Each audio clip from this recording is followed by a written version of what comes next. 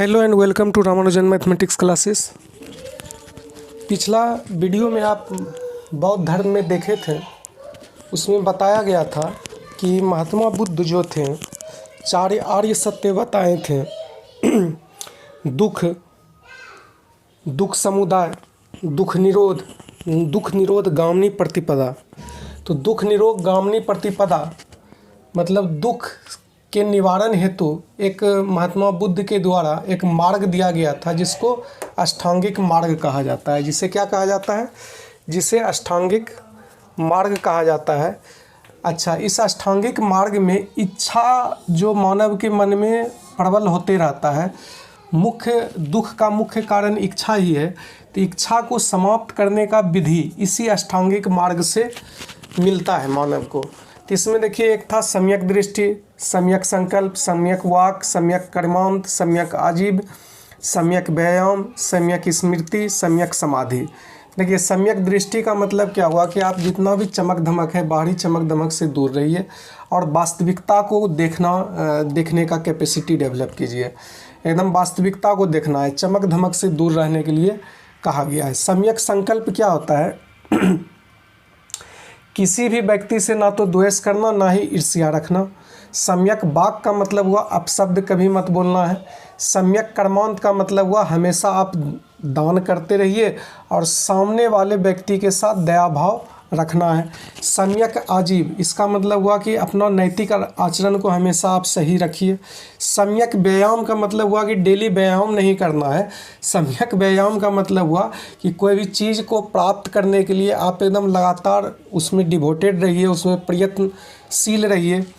सम्यक स्मृति का मतलब हुआ कि अपना मन में जो भी बुरा विचार है उसको एकदम समाप्त करना है। और सम्यक समाधि का मतलब होगा कि अपने मन और ध्यान को एकाग्र रखना है। देखिए, महात्मा बुद्ध सबसे ज़्यादा उपदेश कहाँ दिए थे? श्रावस्ती में दिए थे। किस भाषा में? पाली भाषा में। सबसे ज़्यादा उपदेश तो श्रावस्ती में दिए थे। अपना जीवन का अंतिम समय में कहाँ पहुँचे? कुशीनगर में पहुँचे और अंतिम उपदेश भी वहीं दिए। उनका एक शिष्य था सुबच्छ को क्या दिया? अंतिम उपदेश दिए। वहीं पर एक चुंद नाम का लोहार था, उससे मिलने के लिए गया। चुंद लोहार भी इसका शिष्य ही थे और चुंद लोहार क्या किए कि इनको सूअर का मांस परोस करके दे दिए। सूअर का मांस खाने के बाद, चूँकि उस समय तक महात्मा बुद्ध बूढ़े हो गए थे, उनको अतिसार रोग हो गया, पेट उसका गड़बड़ हो गया। अतिसार रोग के कारण 483 BC में महात्मा बुद्ध का क्या हो गया? मृत्यु हो गया। कहाँ पर? कुशीनगर में हिरण्यावती नदी के तट पर इसका मृत्यु हो गया। और इस मृत्यु के घटना को क्या कहा गया? महापरिनिर्वाण कहा गया। मृत्यु के समय मगध पर अजातशत्रु का शासनकाल था। अजातशत्रु क्या किए कि बुद्ध के शरीर के जो अवशेष थे उससे 8 स्तूप का निर्माण करवाए। और जिसमें आप देखिएगा कि सांची का स्तूप भारत में है, एमपी में है, जो कि सबसे बड़ा स्तूप है। तो सबसे बड़ा स्तूप कौन सा होगा? सांची का स्तूप। सांची का स्तूप कहाँ है? एमपी में है। देखिए, महात्मा बुद्ध का चार तीर्थ अगर घूमना चाहते हैं तो एक हो गया लुम्बिनी, दूसरा हो गया गया, तीसरा हो गया सारनाथ, चौथा हो गया कुशीनगर। लुम्बिनी में देखिए उसका जन्म हुआ, गया में उसको महाज्ञान की प्राप्ति हुआ, सारनाथ में उन्होंने प्रथम उपदेश दिया और कुशीनगर में उसका वहाँ मृत्यु हो गया। अब देखिए, इसके जीवन में 3 नदी भी आए थे। एक नदी थे अनुमा नदी, जहाँ पर ये अपना मुंडन करा करके राजा का वेशभूषा को त्याग करके, मतलब क्षत्रिय का वेशभूषा को त्याग करके सन्यासी का रूप धारण किए थे।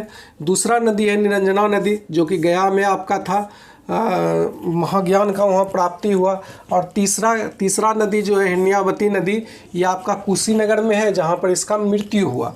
अच्छा, सबसे इम्पोर्टेंट देखिए इसमें बौद्ध महासंगति। तो 4 बौद्ध महासंगति हुआ था। प्रथम बौद्ध महासंगति कब हुआ था? जब महात्मा बुद्ध का मृत्यु हो गया था। तो मृत्यु उपरांत 483 BC में राजगृह में इसका क्या हुआ? प्रथम बौद्ध महासंगति हुआ। करवाए कौन थे? अजातशत्रु। इसी के शासनकाल में प्रथम बौद्ध महासंगति हुआ था। इसका अध्यक्षता कौन किया था? अध्यक्षता किया था महाकश्यप, जो कि एक बौद्ध भिक्षु थे। इसमें इसका मुख्य कार्य क्या था कि इसमें 2 पिटक जोड़ा गया। एक सुत्त पिटक जिसमें बुद्ध का शिक्षा है। सुत्त पिटक के रचयिता आनंद थे जो उनके प्रिय शिष्य थे। विनय पिटक के रचयिता उपाली थे। इसमें बौद्ध संघ के नियमों का संकलन किया गया है। तो बौद्ध महासंगति से आपका क्वेश्चन आ सकता है, प्रथम बौद्ध महासंगति कब हुआ? 483 BC में। कहाँ हुआ? किस प्लेस पर हुआ? राजगृह में हुआ। शासक कौन थे? तो अजातशत्रु थे। किस वंश के शासक थे? तो हर्यक वंश के शासक थे। अध्यक्षता कौन किया? तो महाकश्यप एक बौद्ध भिक्षु थे, वही अध्यक्षता किए। इसका मुख्य कार्य क्या था? तो 2 पिटक को जोड़ा गया, एक सुत्त पिटक और दूसरा क्या है? विनय पिटक। सुत्त पिटक में बुद्ध का शिक्षा है और विनय पिटक में बौद्ध संघ के नियम का संकलन किया गया है। अच्छा, सुत्त पिटक के रचयिता भी आपसे पूछ सकते हैं, तो उसका प्रिय शिष्य जो आनंद थे, आनंद इसके रचयिता थे। विनय पिटक के रचयिता कौन थे? उपाली थे। तो आज इसमें हम बौद्ध महासंगति, प्रथम बौद्ध महासंगति को देखें। नेक्स्ट वीडियो में रेस्ट इसका जो तीनों बौद्ध महासंगति है बहुत ही इंपॉर्टेंट है, उसको देखेंगे। Thank you.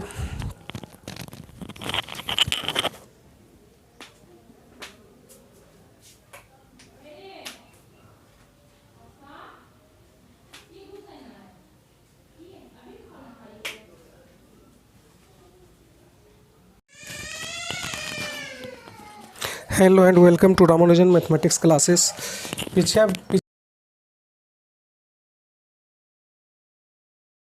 वीडियो में हम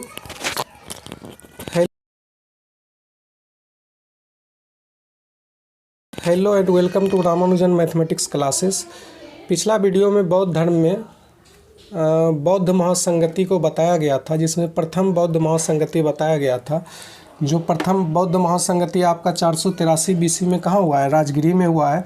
शासक आपके अजातशत्रु थे हर्यक वंश के। अध्यक्षता कौन किया था? महाकश्यप जो कि एक बौद्ध भिक्षु थे। इसमें मुख्य कार्य क्या हुआ? 2 पिटक को जोड़ा गया, एक सुत्त पिटक और विनय पिटक। सुत्त पिटक में बुद्ध का शिक्षा का संकलन है और विनय पिटक में आपका बौद्ध संघ के नियम है। शुद्ध पिटक के रचयिता आपके आनंद है और विनय पिटक के रचयिता उपाली है। देखिए, द्वितीय बौद्ध महासंगति आपका 383 BC में हुआ। कहाँ हुआ? किस स्थान पर हुआ? तो वैशाली में हुआ। शासक इसका कौन था? तो कालाशौक इसका शासक था उस समय। किस वंश का था कालाशौक? तो शिशुनाग वंश का था। इसका अध्यक्षता कौन किया था? सावकमीर अध्यक्षता किया था। इसमें कार्य क्या हुआ था कि बौद्ध धर्म के 2 अनुयायी हुए, एक स्थाविर और दूसरा क्या हो गए?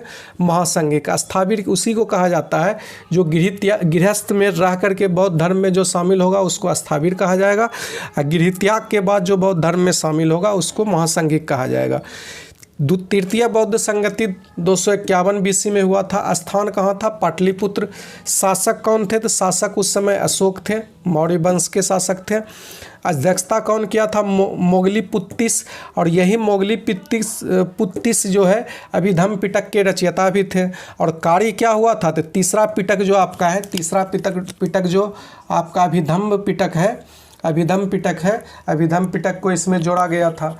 तो चतुर्थ बौद्ध महासंगति में हम देखते हैं, चतुर्थ बौद्ध महासंगति कब हुआ था?